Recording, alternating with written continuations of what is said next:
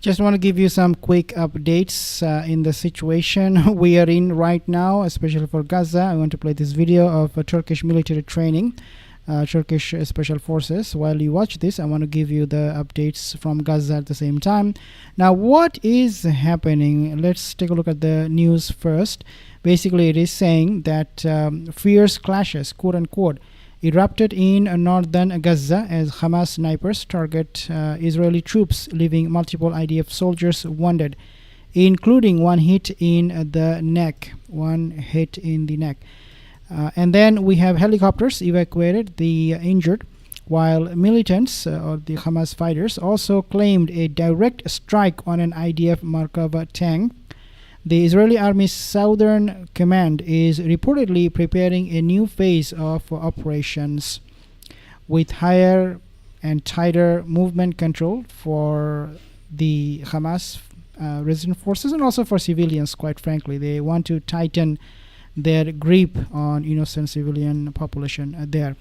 Now, Hamas infiltration also will be something they will look into. They want to block Hamas's infiltration because, as we have seen in the past, every time they repel Hamas, every time they try to kick them out, they find out that Hamas is back again. Meanwhile, Gaza's death toll has climbed to 96 in less than 2 weeks. We have 50 casualties in the last few hours. This is just a massacre, a genocide that is ongoing, according to Hamas officials. So this 96 getting killed came in the Hamas official sites. Amid the escalating violence, U.S. President Donald Trump is promoting a 21-point ceasefire plan. And I'll talk about Donald Trump in a second, insisting a quote-unquote war-ending deal is very, very close. Quote-unquote war-ending deal is very close. So what is happening? Let's take a look at this particular report first, and then I'll make some comments. U.S. President Donald Trump has told reporters he thinks he has a deal to end the war in Gaza. At the same time, Israeli Prime Minister Benjamin Netanyahu delivered a defiant speech at the United Nations as delegates staged a mass walkout. Sky News Washington correspondent Annalise Nielsen filed this report. Donald Trump takes great pride in being the president that can stop conflicts, but he's also dealing with the reality of inheriting complex, drawn-out conflicts in both Ukraine and Gaza. On the latter, it seems he's made some progress this week. Donald Trump seemed more optimistic than ever that he can bring an end to the war in Gaza, speaking to reporters as he left the White House. I think we have maybe a deal on Gaza, very close to a deal on Gaza. How are you? Hello, Peter. And it's looking like he said he has a deal on Gaza. He doesn't have a deal on Gaza.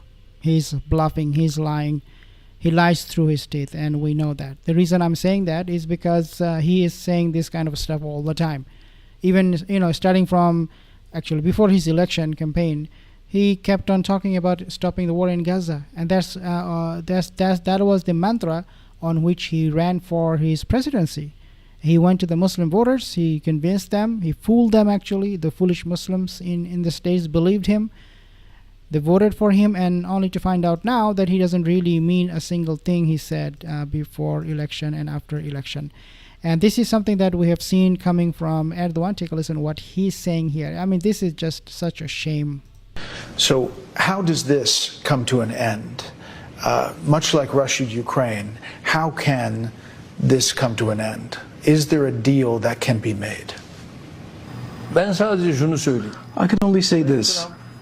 Mr. Trump, you might remember he's used a term when he said, I will finish the Russia-Ukraine war.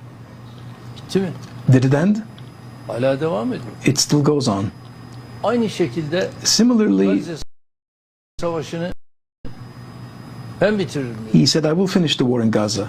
Did it end? No. That means once we start analyzing the issue, there are prices to pay. And when we look at the hostage exchange, that was done. It goes on. So how does this? So again, Erdogan, this is very rare. I don't see him doing this kind of stuff, calling out someone right on their faces. And in this case, to make it even worse and more embarrassing, it is actually U.S. media, Fox News, where he called out this guy, Donald Trump. And we know Fox News, they love Donald Trump. They are pro-MAGA, pro-Trump. And this is something that was also echoed by the foreign minister, Fidan. Take a look what he's saying here. And our president also discussed the regional and global matters with Mr. President Trump. And without a doubt, of course, our president has touched upon the issue of Palestine, and we ask for brokering ceasefire in Gaza as soon as possible, and we also underlined and touched upon once again the threats posed by Israel and its occupationist policies. And we also discussed the Syrian integrity and the sovereignty. Two countries are on the same page that the territorial integrity and the sovereignty of Syria should be protected. And together with Mr. Trump, our president also discussed what kind of joint steps can be taken so that the peace can be brokered between Russia and Ukraine. And we have... Okay, so they are still very, very optimistic. The Turkish foreign ministry and people with the Turkish government, but I don't see that there should be any optimism when it comes to trusting Trump to end this genocide in Gaza. Take a look at what Hamas fighters they're doing right now in Gaza.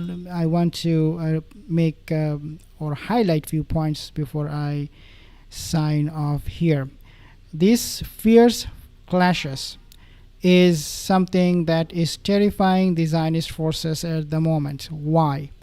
It is because the Zionist forces, they want to have this deal and done with. They do not want to continue this genocide. They are too scared to fight. But on the other hand, you have the Hamas fighters, the resistance forces, sniping them, bombing them, kidnapping them in some cases, and also taking them as hostage for future negotiation deal or something like that. That's what they wanted to do. That's the reason why you will not on mainstream media especially, or medias from Israel, you will not hear from them most of the time that this number of IDF soldiers were killed or this happened, that happened.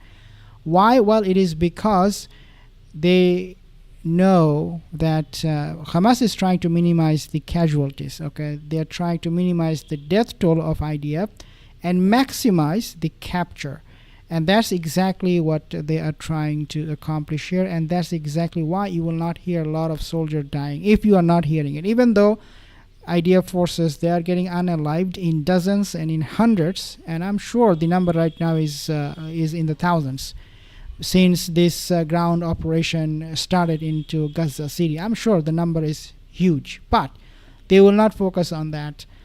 Not only because they want to hide it and there is a gag order for all the media there, but also because they know that Hamas fighters, they are actually capturing the soldiers and taking them as hostage. Now, obviously they're not hostages, they're war prisoners, but the Israeli media, the Zionist propaganda machine, they will convince you these are actually hostages. None of them are actually hostages. These are war criminals, they're war prisoners, got caught in Gaza City, and therefore we have to set the narrative right. Now, I have mentioned this in the past about the street fighting 1-on-1 battle between Hamas fighters and also the Zionist forces. Even in that front, looks like the Hamas, the resistance forces, they're making some grounds.